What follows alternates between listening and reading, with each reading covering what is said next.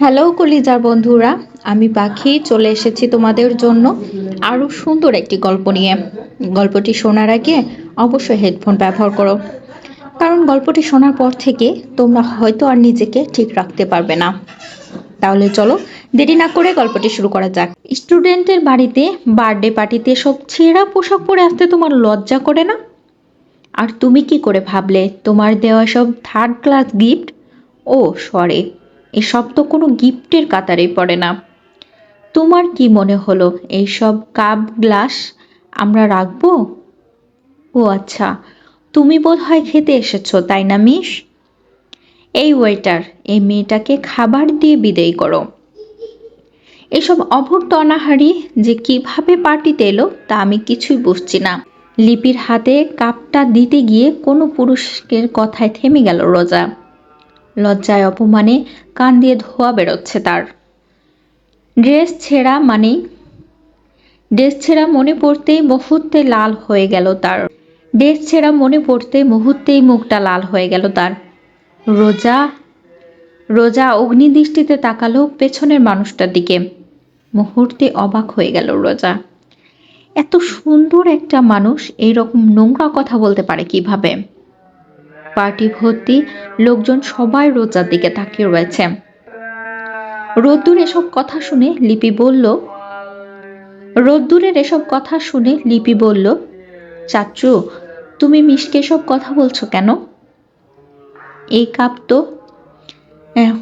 এখন লিপি কিছু বলার আগে থামিয়ে দিল রোজা। লিপির আঙ্গুলে একটা স্বর্ণের কারুকাজ করা আংটি পরিয়ে দিল। পায়ে একজোড়া রূপোর নুপুর পরিয়ে উঠে দাঁড়ালো সে। সবাই অবাক হয়ে রোজাকে দেখছে। রোজা নিজেকে সামলে বলল, থামো লিপি, আমি গেলাম। তোমার আম্মুকে বলে দিও কাল থেকে আমি আর পড়াতে আসবো না। লিপি রোজার কথা শুনে ঠোঁট উল্টে কেঁদে উঠল। কাঁদতে কাঁদতে রোজার ড্রেস টেনে ধরে বলল, ও মিস প্লিজ, আমি চাচ্চুকে খুব বকবো, প্লিজ তুমি এভাবে চলে যেও না প্লিজ। রোজার কান্না পাচ্ছে, তাকে এত অপমান কেউ জীবনেও করেনি।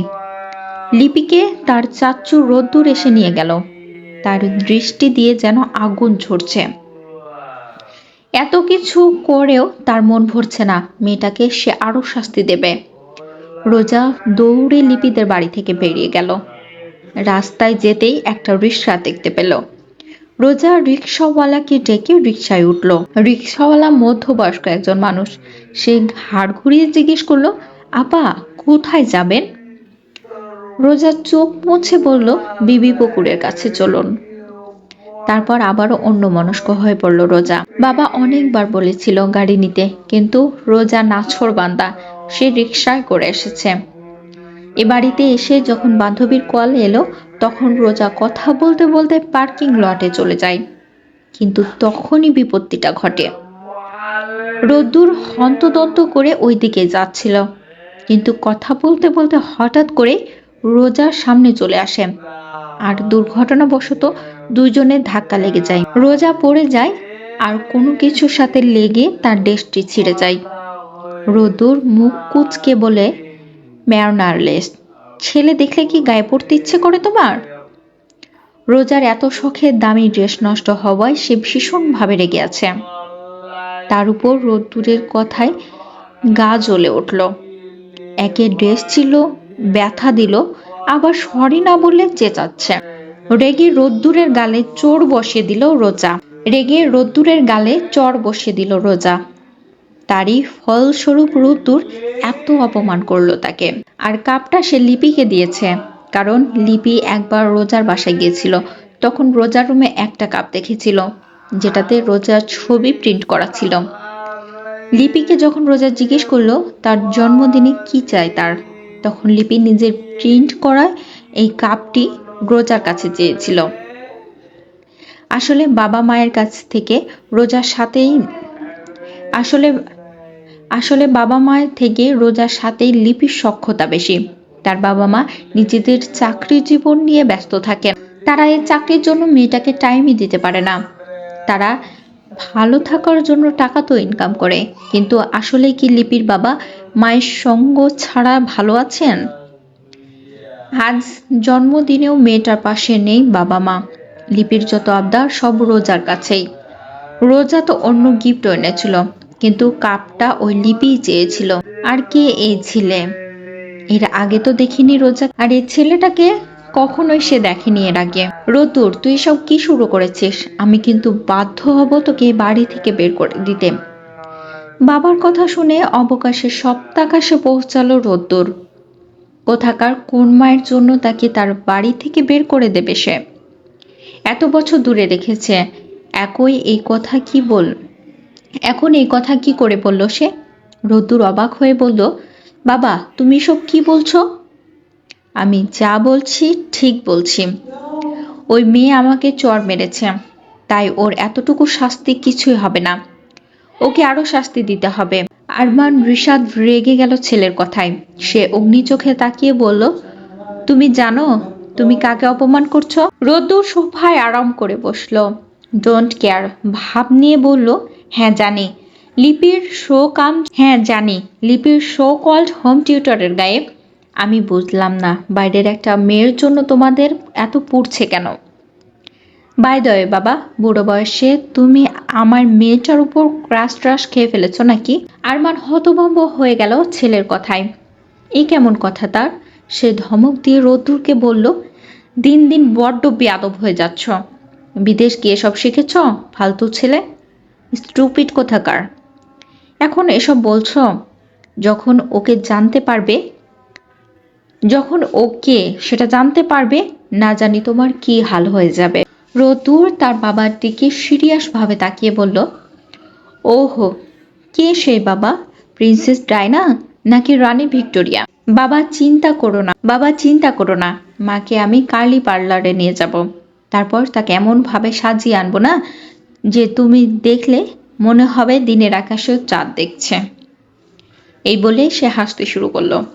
আরমানের গা জ্বলে যাচ্ছে ছেলের হাসি দেখে।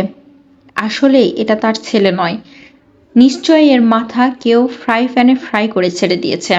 আরমান রেগে উঠে দাঁড়ায়, গমগমে গলায় বলে উঠে, হাসো বাবা হাসো, যত পারো হাসো, আর যাকে কাঁদালে কাল তাকে তুমি হাসাতে ব্যস্ত হয়ে পড়বে।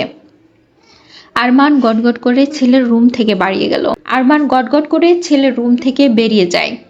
আরমানকে দেখে তার স্ত্রী রুমানা রিশাদ ছুটে আসে। তিনি চিন্তিত গলায় বলেন, কি বললে রোদ্দুরকে? আরমান প্রচন্ড রেগে বলে, পাগল হয়ে গেছে তোমার ছেলে, ওকে বুঝিয়ে কোনো লাভ নেই। আরমান প্রচন্ড রেগে বলে, তোমার ছেলে পাগল হয়ে গেছে, ওকে বুঝিয়ে কোনো লাভ নেই, ওকে কেউ কিছু বলবেও না, মেয়েটা কাল থেকে আর আসবে না। লিপিকে কি করে সামলাবো বলো? সময় হলে রোদ্দুর জানাবে, তখন আমিও দেখব কি করে বাছাধন। আর তোমার ছেলে তোমাকে নাকি কাল পার্লারে নিয়ে যাবে সাজাতে। রুমানা আলতো করে হাসে। রোদ্দুরের রুমের দিকে যেতে যেতে আরমানকে বলে, তুমি তো আমাকে পার্লারে সাজাতে নিলে না, আমার রূপের কদরও করলে না। ছেলে না হয় আমাকে সাজিয়ে এনে দেখাবে তোমাকে, তুমি তখন আমার পিছে পিছে আগের মতো ঘুরঘুর করিও। আরমান মাথায় হাত দিয়ে সোফায় বসে পড়ে। যেমন বউ তেমন তার ছেলে, জীবনটা তেজপাতা করে দিয়েছে। সে মৃদু হেসে বলে, আমি চিৎকার করিয়া কাঁদিতে চাহিয়া করিতে পারিনি চিৎকার। তাকে জিজ্ঞেস করলো, কিরে পার্টিতে তো গেলি, কেমন এনজয় করলি? এসে দরজা এঁটে আছিস কেন, কোনো সমস্যা হয়েছে? রোজা চোখজোড়া জ্বলে ওঠে ক্রোধে। সেই অপমান মনে পড়ে যায় আবারও। সে রুহির থেকে কিছু লুকায়নি, রুহিকে সব খুলে বলল রোজা। রুহি সব কথা শুনে ফুঁসে উঠে বলে, আরে এই কোন বাটপার, একে তো ধাক্কা দিয়েছে, তার উপর সরি না বলে উল্টাপাল্টা কথা শোনালো। তুই একটা চড় মেরেছিস? আমি হলে ঠাসিয়ে ওর গাল লাল করে দিতাম। আমি নেক্সট যাই খালি লিপিদের বাসায়, ওর খবর করে দিয়ে আসবো। বাই দা ওয়ে ছেলেটার নাম কি রে? রোজা অসহায় মুখ করে বলল, জানি না, লিপি ওকে কি জানি বলছিল, দাঁড়া মনে করি। হ্যাঁ চাচ্চু বলছিল। রুহি চোখ বড় বড় করে তাকায়। কথাটা রোজার খেয়াল হলে চমকে ওঠে। দুই বোন একসাথে চিৎকার করে বলে, রোজ।